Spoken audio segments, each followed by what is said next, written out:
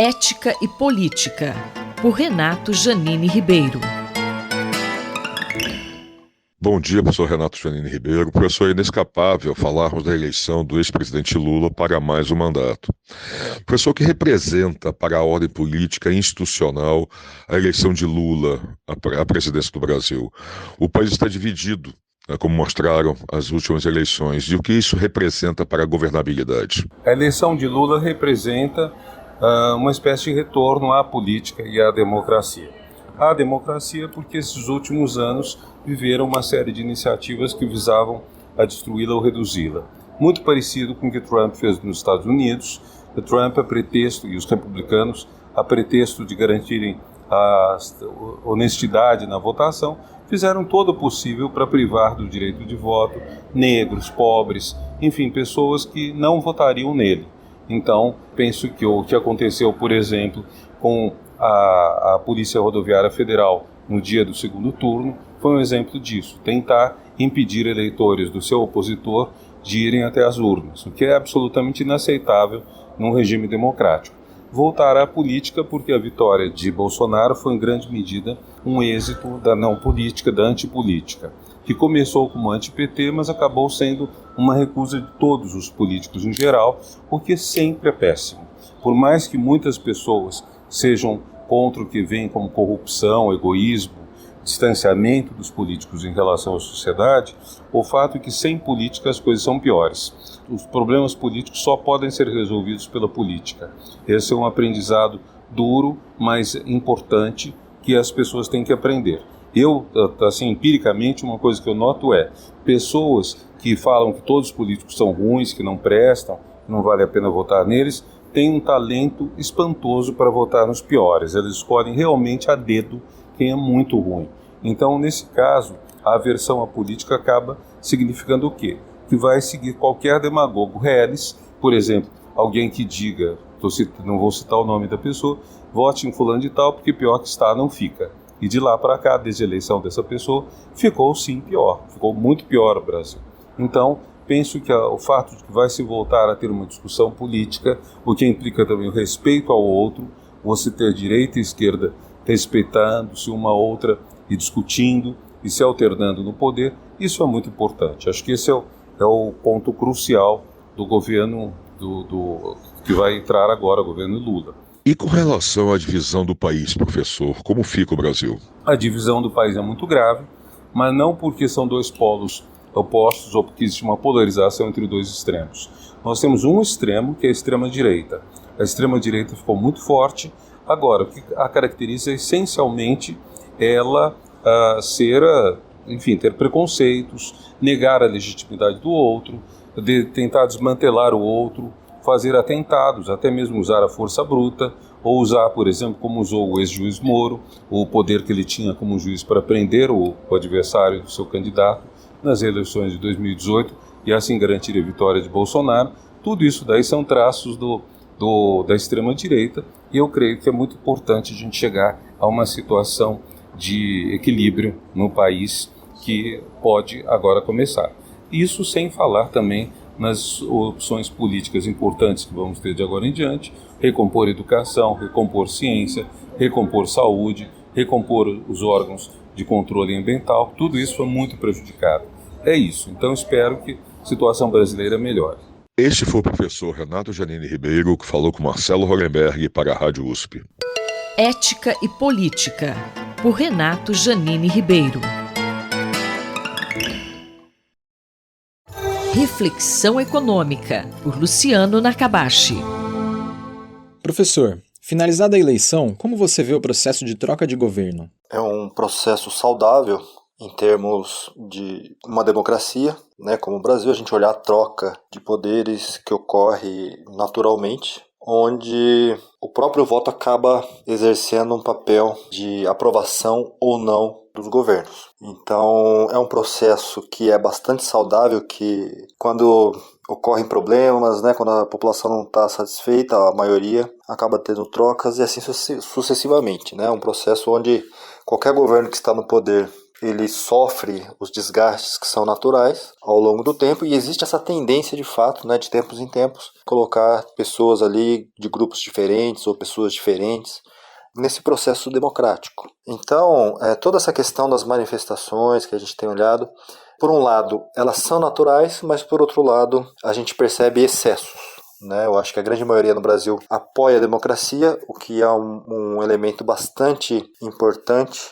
Eu acho que a questão da liberdade de expressão, a questão do direito do voto são direitos que são extremamente relevantes, e que fazem bem para um país ou para qualquer organização. Quando você tem trocas, sobretudo quando o povo escolhe, as pessoas que estão sob essa influência, elas escolhem essa troca, isso acaba sendo uma coisa muito positiva. É claro que tem que ter um processo que seja transparente, em termos, a gente tem perdido um pouco com essa questão das fake news, que com a polarização da população, as pessoas acabam muitas vezes indo para um extremo, mas a democracia faz parte. A gente escolheu, vai ter uma mudança, possivelmente tenha outra mudança daqui a 4 anos, e o importante é seguindo com essas escolhas que a população vai fazendo e sempre tendo a consciência, quem que a gente está colocando lá, quais são as propostas, isso é fundamental, está sempre analisando essas propostas e como que isso pode afetar o país tanto economicamente como socialmente. Eu acho que falta um pouco desse esclarecimento por parte da população, de fato, de ter mais propostas mais detalhadas, para que as pessoas de fato possam votar de forma com as informações que são necessárias, e tem que sempre ter um trabalho de conscientização para que se tenha qualidade no voto, e não só para presidente, presidente, governador, deputados, senadores, prefeitos, são todos vereadores, são todos representantes da população, dos estados, que acabam fazendo uma grande diferença. E quais são os desafios para o novo governo? Quando a gente olha o país, que a gente faz parte, ele está muito dividido. Isso é ruim. Eu acho que é natural que se tenha diferenças de opinião, em vários sentidos, mas a radicalização é ruim. A gente percebe um país bastante dividido. Eu acho que agora, de fato, o presidente vai ter que governar para todos. Eu acho que isso é muito importante. Tentar ir reduzindo essas divisões que foram surgindo, não é de agora, mas foram surgindo ao longo do tempo. Tentar pacificar na medida do possível essas divisões, redução dos ânimos das pessoas, ter de fato aquele olhar que está governando para todo o país, independentemente se são uma parte do eleitorado que votou ou que não votou no presidente, e reconstruindo o país. Eu acho que tem muita coisa a ser feita, os desafios são enormes na parte econômica, Hoje, se a gente olha, a questão fiscal está longe de ter sido resolvida. É um problema que vem afetando de forma muito importante o desempenho da economia brasileira nos últimos governos. A gente tem que pensar nessa questão com mais seriedade, pensando no longo prazo, para que se abra espaço para outros debates que são tão importantes quanto, mas que a gente deixa de lado porque essa questão fiscal fica sempre trazendo dificuldades em termos de investimento, em termos de atração desse investimento, seja nacional, seja internacional. Causa desconfiança nos investidores, nessa capacidade do governo de estar honrando seus compromissos. Então a gente tem que resolver a questão fiscal e tem que começar a olhar, e até simultaneamente, outras questões que são extremamente relevantes para o desempenho econômico e social do Brasil, como escolaridade, como a questão da produtividade, como a questão tributária. Tem que se trazer uma agenda de reformas que é relevante. A gente, como sociedade, tem que, por um lado, sempre que a gente perde democraticamente, a gente aceita, fica triste, fica frustrado, mas aceita, junta os cacos, e quem vence, estende a mão para as pessoas que estão do outro lado. Eu acho que construindo uma nação, dessa forma a gente tem mais chance de dar certo lá na frente. Nós ouvimos o professor Luciano Nakabashi, da FEA-USP Ribeirão. Gabriel Soares, da Rádio USP Ribeirão. Reflexão Econômica, por Luciano Nakabashi. Observatório da Inovação, com Glauco Arbix. Bom dia, professor Glauco. Com o resultado das eleições presidenciais, pesquisadores e cientistas já podem respirar aliviados? Bom dia, ouvintes da Rádio USP. Bom dia, Cinderela. O sol parece voltou a brilhar, pelo menos de uma maneira diferente. Após a vitória de Lula nas eleições, o Brasil vai poder respirar sem a ajuda de aparelhos, porque um sopro de esperança percorreu o país que teve sua alma e seu corpo machucados nos últimos 4 anos. Acredito que é hora de recuperar a vitalidade e a autoconfiança nas universidades, centros de pesquisa e milhares e milhares de cientistas que tiveram seus trabalhos prejudicados, quando não interrompidos. Todos nós sabemos que os cientistas brasileiros que produzem conhecimento de relevância internacional serão peças importantes no tabuleiro de reconstrução da ciência e tecnologia do país, que foram, evidentemente, desmobilizadas e drenadas de seus recursos nos últimos 4 anos. Certamente, isso também a gente sabe, não será um piscar de olhos. Muito longe disso. Todo mundo sabe que as condições são dramáticas, que as finanças públicas do país estão em situação inominável e o conjunto do país não está muito próximo daquilo que a gente imagina como uma nação decente e civilizada. É preciso recuperar essa situação com um mínimo de respeito, sintonia, harmonia. Use vocês a palavra que quiserem. A economia não vai bem, os recursos para investimentos são mais escassos que usualmente, mas tenho certeza que o Brasil tem condições de restaurar sua credibilidade, a começar por aquilo que passa de confiança internacional, já que nós temos uma tradição de proteger a biodiversidade e avançar propostas pioneiras contra as emissões de carbono e, evidentemente, de proteção das nossas florestas, a começar pela Amazônia. As mudanças climáticas ameaçam o planeta, mas é bom lembrar, elas abrem uma oportunidade para as transformações socioeconômicas de todo tipo, para a ciência e tecnologia, inclusive para o agronegócio, para a indústria de energia, de transportes, para a manufatura. O Brasil tem todas as condições de ser competitivo em uma economia de baixo carbono. Nós temos condições de transformar a nossa matriz energética com energias renováveis, de modo a eliminar desmatamento, reduzir ainda mais as emissões de gases de efeito estufa. A restauração do nosso ambiente ecológico e a conservação da biodiversidade em todos os biomas brasileiros é chave. E a ciência já mostrou que essa realidade pode ser alcançada com o crescimento econômico, de forma combinada, e ao mesmo tempo com a redução das desigualdades sociais, para a gente começar a tirar milhões de brasileiros que vivem na pobreza. Professor, quais serão os desafios para a retomada da sustentabilidade, da educação e da ciência? Claro que haverá resistências em uma parcela do setor agropecuário, de mineradores clandestinos, de madeireiros invasores de terras indígenas, mas isso tem que parar.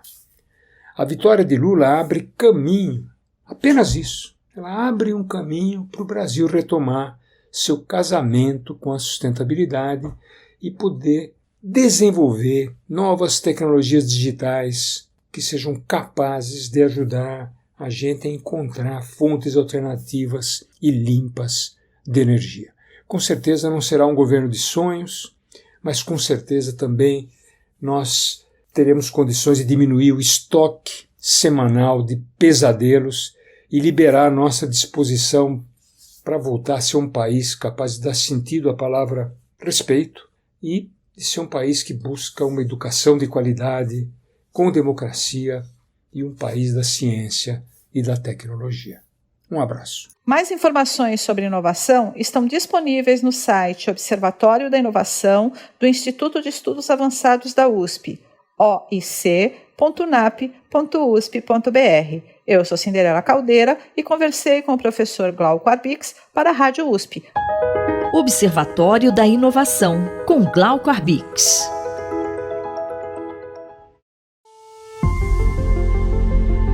Decodificando o DNA, com Maiana Zates. Professora, vamos ao tema da sua coluna de hoje. Em uma nova pesquisa, cientistas da Universidade de Boston criaram no laboratório um coronavírus híbrido, combinando a variante Ômicron com a variante original. O resultado da pesquisa, que está disponível no bioRxiv, ainda não foi revisada por seus pares, mas já tem sido objeto de muitos questionamentos e levanta uma questão importante. Qual é o risco de manipular e, principalmente, de modificar o vírus SARS-CoV-2 no laboratório? Será que uma pesquisa como essa foi aprovada previamente pelos comitês de ética? Questionam os cientistas não envolvidos no projeto. Qual foi o objetivo da pesquisa e o que os cientistas estão tentando entender? A ideia era tentar entender por que a Ômicron causa uma doença leve, ao contrário da variante original que causou tantas mortes. Isso me chamou a atenção, porque um dos objetivos das nossas pesquisas é justamente esse. Mas vamos pesquisar com uma abordagem totalmente diferente da publicada pelo grupo da Boston University e que, portanto, não acredito que seja motivo de preocupação. Para isso, nós estamos produzindo no laboratório linhagens celulares de idosos que tiveram formas leves ou ficaram assintomáticas e linhagens de pessoas que tiveram formas graves ou até letais da Covid-19. E vamos infectar em laboratório de máxima segurança essas linhagens com as duas variantes da SARS-CoV-2, a Delta, responsável pelas formas graves, e a Ômicron, pelas formas leves, e comparar o comportamento das duas variantes. Além disso, nós vamos comparar uma pessoa que não foi infectada pela variante original antes das vacinas, mas que foi infectada pela Ômicron após ser vacinada. E o que os cientistas em Boston estão fazendo e por que a preocupação? Diferentemente da nossa estratégia, eles queriam descobrir se a proteína spike da Ômicron, que é a parte do vírus responsável por infectar as células, poderia explicar por que a Ômicron causa uma forma mais branda de Covid. E para isso, eles criaram uma nova variante da SARS-CoV-2, colocando a proteína spike da Ômicron em uma variante virulenta que circulava no início da pandemia. E o que foi que eles observaram? Essa nova variante, quando injetada em camundongos, tiveram uma forma grave da doença. 8 dentre 10 animais expostos a essa variante morreram ou tiveram que ser sacrificados porque tinham perdido muito peso ou tiveram outras consequências graves da doença. E esse resultado foi quase tão grave quanto observado com a variante original, onde 6 animais que foram injetados e todos morreram. Qual foi a conclusão do estudo? Do ponto de vista científico, a conclusão é que não é a proteína spike que causa uma forma mais leve da Covid. Felizmente, a variante Ômicron causa uma forma leve da doença, porque ela é altamente transmissível e consegue escapar da ação de muitos anticorpos e vacinas. Agora imagine se essa nova variante híbrida conseguisse escapar do laboratório. Teríamos um vírus com alta capacidade de infectar, que é típico da Ômicron, e altamente letal, e para a qual as vacinas atuais não são efetivas. E aí é que mora o perigo. Existe muita especulação quanto à possibilidade do vírus SARS-CoV-2 ter sido criado em laboratório e escapado, ou se ele foi o resultado da transmissão por animais silvestres que são consumidos na China. Trabalhos mais recentes sugerem que a segunda hipótese é a mais provável. Entretanto, não podemos desprezar esse primeiro risco. Me lembrei, inclusive, de uma situação análoga que vivenciamos no Brasil há alguns anos atrás. O professor Varviker, um estudioso de abelhas, trouxe para seu laboratório abelhas africanas, que eram muito agressivas. E a ideia era estudar seu comportamento. Entretanto, houve um acidente, elas escaparam e causaram muitas mortes, principalmente de animais, mas também de humanos. Felizmente, elas acabaram se reproduzindo com as abelhas locais e os descendentes híbridos perderam a agressividade e tornaram-se os melhores produtores de mel. O Brasil passou do 43º lugar como produtor mundial para o 7º maior produtor mundial de mel. Foi um caso de serendipity, como dizia o professor Cake, ou feliz acaso. Mas, no caso da SARS-CoV-2, não podemos brincar com fogo. Todo cuidado é pouco. A professora Maiana Zatz conversou comigo, Fabiana Maris. Decodificando o DNA, com Maiana Zatz.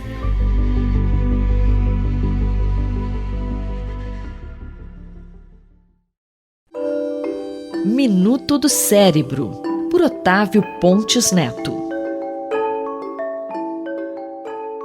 O acidente vascular cerebral voltou a integrar as principais causas de morte no Brasil e, com isso, tem chamado a atenção das autoridades a quantidade de jovens atingidos principalmente pelo AVC hemorrágico. Nesta edição, o professor Otávio faz um alerta para o consumo excessivo de álcool e a relação com o AVC entre os jovens. Bem, dados recentes do Ministério da Saúde sugerem que o AVC voltou a ser a principal causa de morte no Brasil. E estudos recentes sugerem um aumento proporcional do número de casos de AVC em adultos jovens. Nesse contexto, é importante destacar o uso excessivo de álcool nessas faixas etárias como um fator de risco para AVC. Um estudo publicado na revista Neurology, agora em novembro, associou a ingesta moderada a pesada de álcool com maior risco de sofrer acidente vascular cerebral em adultos jovens. Nesse estudo realizado na Coreia do Sul, os pesquisadores analisaram um banco de dados nacional com 1,5 milhões de adultos entre 20 e 39 anos que fizeram pelo menos 4 exames anuais de dosagem de álcool no sangue. Durante um segmento médio de aproximadamente 6 anos, um total de 3.153 desses indivíduos sofreram um acidente vascular cerebral. E após o ajuste para os outros fatores de risco que poderiam aumentar o risco de AVC, a ingesta moderada ou elevada de álcool foi associada a um aumento de risco de acidente vascular cerebral nessa população. Esse aumento de risco foi da ordem de 19% a 23% entre os adultos jovens de 20 a 39 anos que ingeriram pelo menos 105 gramas de álcool por semana. Houve uma relação dose-resposta, quer dizer, quanto mais ingesta de álcool, maior o risco de AVC, sobretudo do acidente vascular cerebral hemorrágico, que é aquele em que existe um sangramento dentro do cérebro por uma rotura de uma artéria que leva o sangue para o cérebro, que é o subtipo de AVC de pior prognóstico. Apesar de ser um estudo realizado somente com jovens da Coreia do Sul, é muito provável que esses efeitos maléficos da ingesta moderada a elevada de álcool também estejam presentes no nosso meio. Então, adultos jovens que geralmente têm um baixo risco de AVC podem ter o seu risco significativamente aumentado com a ingesta semanal elevada de álcool. Ouvimos o professor Otávio Pontes Neto, da Faculdade de Medicina da USP, em Ribeirão Preto. Rita Estela para a Rádio USP. Minuto do Cérebro, por Otávio Pontes Neto.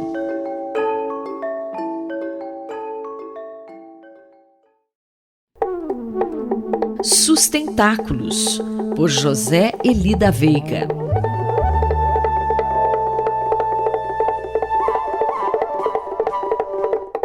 Professor José Elida Veiga, bom dia. Sobre o que falaremos hoje em Sustentáculos? Bom dia, Quinto, bom dia a todos. Hoje o mais importante é chamar a atenção dos ouvintes para um dos economistas mais importantes do século XX que acaba de falecer. Na realidade, ele faleceu no dia seguinte da nossa última coluna, isto é, há 14 dias. O nome dele é Herman Daly. Não é muito conhecido. É uma pena, inclusive é péssimo que até agora não tenha saído nenhum obituário importante na grande imprensa. Eu não estou me referindo só à grande imprensa brasileira, que nesse caso a gente poderia considerar até normal, o desconhecimento a respeito de um economista que no fundo é nível prêmio Nobel, mas é desconhecido. Mas também não saiu até agora que eu saiba, nem no New York Times ou no Washington Post. É muito estranho. Mas se explica porque é talvez um dos maiores teóricos de uma ciência econômica que não é simplesmente heterodoxa, como se diz.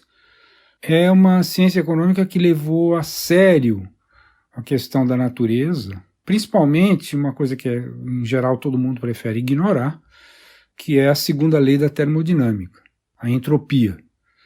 Isso, evidentemente, está muito ligado, no caso do Herman Daly, ao fato dele ter sido aluno do principal teórico dessa questão, que é um economista de origem romena, que tem um nome complicado, que é Georgescu Reagan. Então, o que dizer disso tudo, morte do Herman Daly? Como o nosso ouvinte poderá saber mais sobre esse tema, professor? Não será em tão poucos minutos que eu poderei dar alguma ideia do problema, mas eu assim aproveito para recomendar muito às pessoas que tiverem interesse por um livro em português, né, de um autor brasileiro, que é o Andrei Sequin. O título do livro é A Natureza como Limite da Economia, a contribuição de Nicholas Georgescu-Roegen. Foi publicado pela editora Senac em parceria com a EDUSP em 2010. Já mereceria, inclusive, uma nova edição atualizada, porque o autor, o Andrei Sequin, continua trabalhando sobre esse assunto, né? Inclusive, ele hoje é um dos principais dirigentes da seção brasileira da Sociedade de Economia Ecológica, Sociedade Internacional de Economia Ecológica, que é a Eco Brasil, como a gente fala aqui. Ele está na vice-presidência. E essa chamada economia ecológica justamente deve muito ao Herman Daly, talvez deva tudo ao Herman Daly, não sei. É uma discussão complicada. Eu, pessoalmente, tenho restrições a esse movimento da economia ecológica, porque me pareceu sempre que, na verdade, a questão central é a ecologia, né? A economia assim, é como se fosse uma espécie de economicismo querer que haja uma economia ecológica. E o fato da ecologia entrar como adjetivo, né, é estranho. Então, na verdade, o que a segunda lei da termodinâmica, a lei da entropia, coloca em questão é a própria visão que a gente tem dessa ciência, que é a ecologia, né? A economia é um detalhe. Estou exagerando um pouco, mas espero que os mais interessados leiam esse livro do Andrei Sequin e que eventualmente entrem em contato para maiores esclarecimentos. Muito obrigado e até a próxima. Mais informações sobre sustentabilidade estão disponíveis na página pessoal do colunista zeli.pro.br. Eu, Antônio Carlos Quinto, conversei com o professor José Eli da Veiga para a Rádio USP. Sustentáculos, por José Eli da Veiga.